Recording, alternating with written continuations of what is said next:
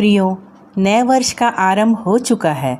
हमारे मनों में बहुत खुशी है क्योंकि दिसंबर माह की खुशी के तुरंत बाद हम नया वर्ष मना रहे हैं। बीता वर्ष 2024 हम सबों के लिए कैसा रहा, ये सब हमारे अनुभव बता सकते हैं। बहुत से लोगों के लिए बीता वर्ष आनंदमय होगा क्योंकि परमेश्वर की आशीष से हमारे बहुत से काम पूरे हुए होंगे। नए घर बने, बच्चों की नौकरी लगी, बीमारियों से चंगे हुए, बच्चों की शादी हुई, नई गाड़ी ली। ऐसे बहुत से काम हैं जो परमेश्वर की आशीष से हमारे जीवनों में पूरे हुए। लेकिन बहुत से लोगों का अनुभव बीते वर्ष अच्छा नहीं रहा। कुछ लोगों ने अपनों को खोया है, नौकरी में रुकावट आई, पति पत्नी के बीच का संबंध ठीक नहीं रहा, परिवार में कुछ ऐसे संबंध खराब हो गए, घर नहीं बन पाया। कुछ लोगों ने लगातार आंसू बहाए। प्रियो, ये आज का वचन विशेषकर उन्हीं लोगों के लिए हैं जिन्होंने आंसू बहाए और उनके कार्य पूरे नहीं हुए। ये वचन उन सभी के लिए हैं जिनका मन बहुत दुखी है।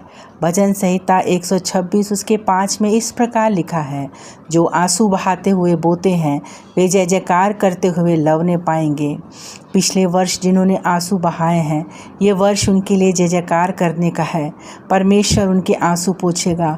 परमेश्वर उनके आंसुओं को देखता है क्योंकि हम उसकी रचना हैं। परमेश्वर हमारी परिस्थितियों को बदलने वाला परमेश्वर है। भजन संहिता 146:5 में लिखा है, क्या ही धन्य है वह जिसका सहायक याकूब का ईश्वर है और जिसका भरोसा अपने परमेश्वर यहोवा पर है। यदि हमने अपना भरोसा परमेश्वर पर रखा है, वो हमें कभी लज्जित नहीं होने देगा। वो हमें इस वर्ष जरूर जयवंत करेगा। हमें 2024 की असफलता को नहीं देखना है, जैसे इस्राएली बार बार पीछे मुड़ के देखते थे और आने वाली आशीषों को खोते थे। हमें इस तरह अपनी आशीषों को नहीं खोना है और हमें 2025 की आशीषों को पाना है। तो हमें अपने जीवनों में आगे बढ़ना है।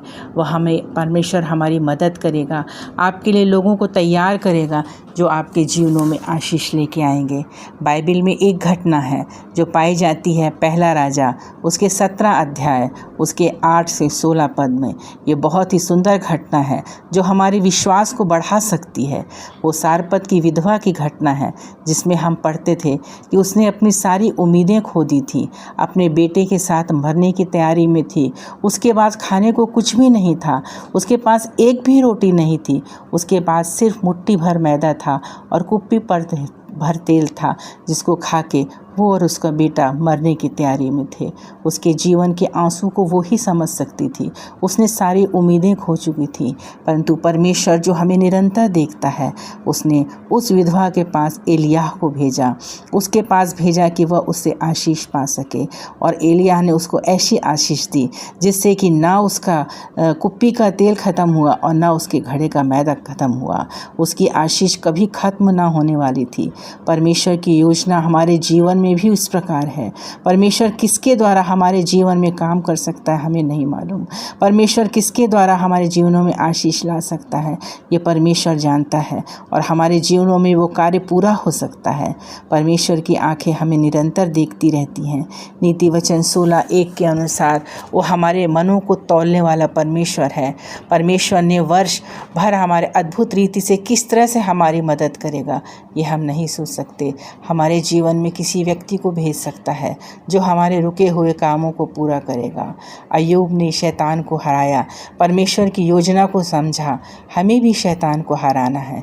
हमने कितनी गवाही सुनी कि लोग मरने जा रहे थे, जीवन से हार चुके थे, परंतु कोई व्यक्ति उनके जीवन को बचाया और वो परमेश्वर के कामों में लग गए। वे व्यक्ति कहाँ से आए? वे व्यक्ति परमेश्वर ने भेजा ताकि वे उनके कामों को पूरा कर सकें और जीवनों में आगे बढ़ सकें। प्रियो, यदि आप निराश हैं, जीवन से हार गए हैं, निरंतर आंसू बहा रहे हैं, शैतान को जीतने ना दें। परमेश्वर आपकी मदद करेगा, आपके साथ आंसू पोंछेगा। बाइबल के वचन सत्य हैं और वे आपके जीवन को पूरा करेंगे। यशायाह 41 उसके 10 में ये पद को थामे रहना है, मत डर क्योंकि मैं तेरे संग हूँ, इधर उधर मत ताक क्योंकि मैं तेरा परमेश्वर हूँ। मैं तुझे दृढ़ करूँगा और तेरी सहायता करूँगा, अपने धर्ममय हाथ से मैं तुझे संभाला रहूँगा। हमारे परमेश्वर के वचन जीवते हैं, हमारे परमेश्वर के वचन सत्य हैं। हमें इधर उधर नहीं ताकना है, हमें डरना नहीं है। हमारी आंखें परमेश्वर की ओर लगी रहें, हमारी प्रार्थना परमेश्वर की ओर निरंतर बनी रहें। ये वर्ष 2025 आपके लिए जय जयकार करने का वर्ष बनेगा। आपके जीवन की नाव में जो 2025 से 26 की ओर जाएगी, यीशु को अपने साथ रखना है। जितनी भी आंधी आए, जितने भी तूफान आए, हमारी नाव नहीं डूबेगी।